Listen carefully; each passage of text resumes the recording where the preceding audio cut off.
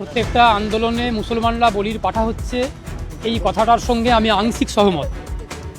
এই প্রত্যেকটা আন্দোলনে যে মুসলমানরা বলির পাঠা হচ্ছে, এই বক্তব্যটার সঙ্গে আমি আংশিক সহমত পোষণ করছি।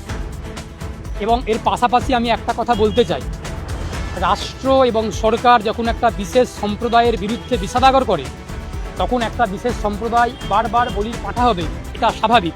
আমাদের দেশের সরকার, আমাদের রাজ্যের সরকার অত্যন্ত দুঃখের সঙ্গে বলতে বাধ্য হচ্ছি, আমি অ্যাডভোকেট এস.কে. বাবুলাল অত্যন্ত সচেতনভাবে কথাটা বলছি।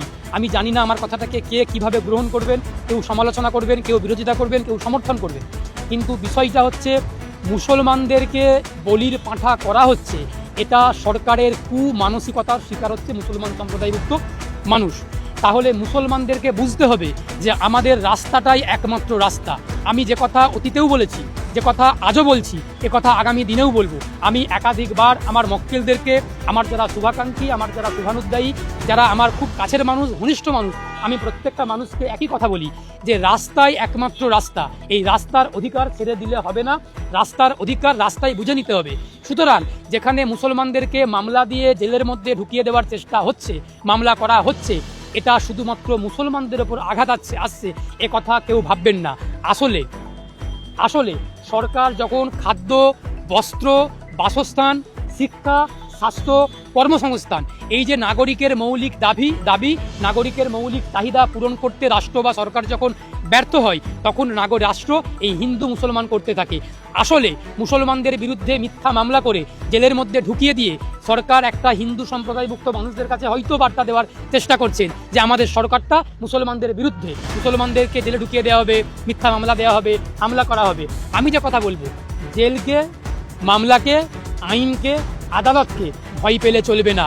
যেই আইন আমার আপনার অধিকারকে কেড়ে নেবে, যেই আইন আমার আপনার অধিকারকে কেড়ে নেওয়ার জন্য তৈরি হয়েছে, যেই আইন আমাদের সকলের অধিকারকে কেড়ে নেওয়ার চেষ্টা করছে, যেখানে সরকার অধিকারের বিরুদ্ধে লড়াই করছে, যেখানে সরকার নাগরিক অধিকারকে লুণ্ঠিত করছে, নাগরিকের অধিকারকে কেড়ে নেওয়ার চেষ্টা করছে, সেইখানে নাগরিককে দায়িত্ব নিতে হবে। ওই বেআইনি আইন, যে আইন আমার সাংবিধানিক অধিকারকে কেড়ে নিচ্ছে, যে আইন আমার মৌলিক অধিকারকে কেড়ে নিচ্ছে, যে আইন আমার মৌলিক অধিকারকে ধূলিসাৎ করে দিচ্ছে, সেই আইনকে জ্বালিয়ে পুড়িয়ে দিতে হবে, যে কথা আমরা আগেও বলেছি। এবার এই বেআইনি আইনের বিরুদ্ধে, অসাংবিধানিক আইনের বিরুদ্ধে লড়াই করতে গিয়ে মামলা হবে, হামলা হবে, জেল হবে, জেলে ঢুকতে হবে, 1 মাস 2 মাস, 1 বছর 2 বছর জেলে থাকতে হবে, জেলকে বরণ করে নিতে হবে। যে কথা বলছি, জেলকে বরণ করে নিতে হবে। মুসলমান হোক আর হিন্দু হোক, জেলকে যখন ভয় পাবেন, তখন কিন্তু রাষ্ট্র এবং সরকার আপনাকে জেলের ভয় দেখাবে। আমাদের পূর্বসূরীরা, আমাদের যারা পূর্বসূরী ছিলেন, ভগৎ সিং, মাস্টারদা সূর্য সেন, ক্ষুদিরাম বোস, প্রীতিলতা ওয়াদ্দেদার, আশফাকুল্লাহ, মাতঙ্গিনী হাজরা, বিনয় বাদল দীনেশ, তাদের ইতিহাসটা একটু পড়বেন, জলজল করছে। তারা একাধিকবার বললে ভুল হবে, শতাধিকবার জেলে গেছে। সুতরাং জেলের ভাত খেতে হবে। অত্যাচারী, স্বৈরাচারী, ফ্যাসিস্ট সরকারের বিরুদ্ধে লড়াই করতে গেলে, দেশকে বাঁচাতে গেলে, সংবিধানকে বাঁচাতে গেলে জেলে যেতে হবে, জেলের ভাত খেতে হবে, মামলার শিকার হতে হবে, হামলার শিকার হতে হবে। আজকে আমি অ্যাডভোকেট শেখ বাবুলাল, আজকে আমি এখানে দাঁড়িয়ে কথা বলছি, কালকে হয়তো আমাকেও জেলের মধ্যে যেতে হতে পারে। তা বলে কি আমি জেলকে ভয় পাবো? তা বলে কি আমি পুলিশকে ভয় পাবো? আমি মামলাকে ভয় পাবো? আমি হামলাকে ভয় পাবো? কখনোই ভয় পাবো না। যতদিন দেহের মধ্যে রক্ত এবং প্রাণ আছে, আমি আমার মুসলিম সম্প্রদায়ভুক্ত ভাই বোনদের বলবো, আমার হিন্দু সম্প্রদায়ভুক্ত ভাই বোনদের বলবো, ধর্মের বাইরে গিয়ে, ধর্মীয় পরিচয়ের বাইরে গিয়ে এই যে মুসলমানরা বলির পাঠা হচ্ছে, এ কথাটা ভুলে যান। মানুষ, পশ্চিমবঙ্গের মানুষ, বাংলার মানুষ, আমার ভারতবাসী, আমার সহনাগরিক, তারা অত্যাচারের শিকার হচ্ছে। অত্যাচারী, স্বৈরাচারী, ব্যভিচারী, দুর্নীতিগ্রস্ত, ফ্যাসিবাদী সরকারের অন্যায়ের শিকার হচ্ছে। এটা বলতে থাকুন, এটা প্রচার করতে থাকুন।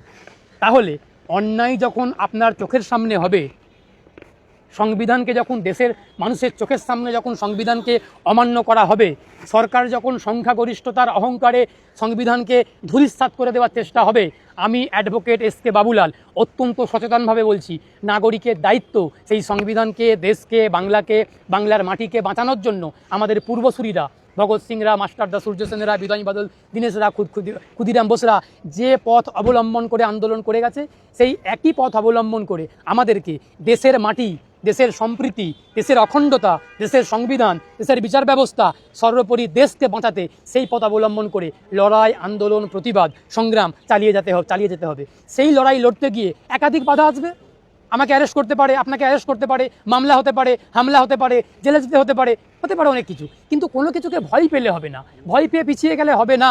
এ লড়াই সংবিধান বাঁচানোর লড়াই, এ লড়াই দেশ বাঁচানোর লড়াই, এ লড়াই দেশের অখণ্ডতা বাঁচানোর লড়াই। এখানে ব্যক্তির স্বার্থ দেখলে হবে না, দেশের স্বার্থকে প্রাধান্য দিয়ে, ব্যক্তির স্বার্থকে জলাঞ্জলি দিয়ে লড়াই চালিয়ে যেতে হবে। যারা জেলে গেছেন তাদের হয়ে আমরা আইনজীবীরা লড়াই করছি, লড়াই করব। এই নয় যে জেলে চলে গেছে বলে আমরা লড়াই করা ছেড়ে দেবো, এই নয়। তাদের পক্ষে যারা বলির পাঁঠা হয়েছেন, যারা জেলের মধ্যে গেছেন, যাদেরকে মিথ্যা মামলায় বলি পাঁঠা করা হয়েছে, তাদের সপক্ষে দাঁড়িয়ে কোর্টের ভিতরে লড়াই করার জন্য আমরা এক শ্রেণীর আইনজীবীরা তৈরি আছি। আবার এক শ্রেণী জেলে যাবে, আবার এক শ্রেণী তৈরি হবে। সুতরাং 14 জন, 15 জন, 15,000 জনকে গ্রেপ্তার করে আন্দোলন লড়াই থামিয়ে দেওয়া যাবে না। আবারও বলছি, আমি খুব সচেতনভাবে বলছি কথাটা, আশা করি আমার কোনো বক্তব্যকে আপনারা কাটছাট করবেন না। আমি বলছি গোটা পশ্চিমবঙ্গকে জেল বানান, দেখা যাক পশ্চিমবঙ্গের মানুষ আগামী দিনে রাস্তায় নামবে। কত বড় জেল আছে রাজ্য সরকারের, সেই জেল ভরে যাবে। গোটা পশ্চিমবঙ্গকে আগামী দিনে জেল বানাতে হবে। যেভাবে লড়াই আন্দোলন প্রতিবাদ সংগ্রাম হচ্ছে অন্যায়ের বিরুদ্ধে, সেক্ষেত্রে যেভাবে বেআইনিভাবে গ্রেপ্তার হচ্ছে, গোটা পশ্চিমবঙ্গকে জেল বানাতে হবে। আমরা প্রত্যেকটা অন্যায়ের বিরুদ্ধে, আমরা ন্যায়ের পক্ষে, আমরা অবিচারের বিরুদ্ধে বিচারের পক্ষে, আমরা স্বৈরাচারের বিরুদ্ধে গণতন্ত্রের পক্ষে, আমরা অসাংবিধানের বিরুদ্ধে সংবিধানের পক্ষে। একথা স্পষ্ট কথা, একথা একদম ক্লিয়ার কথা। এখানে কোনো রকম দ্বিধা দ্বন্দ্ব, কোনো রকমভাবে কোনো বাধা বিপত্তির জায়গাই নেই। আমরা পরিষ্কার কণ্ঠে বলে যাচ্ছি, একথা বলবো আগামী দিনেও।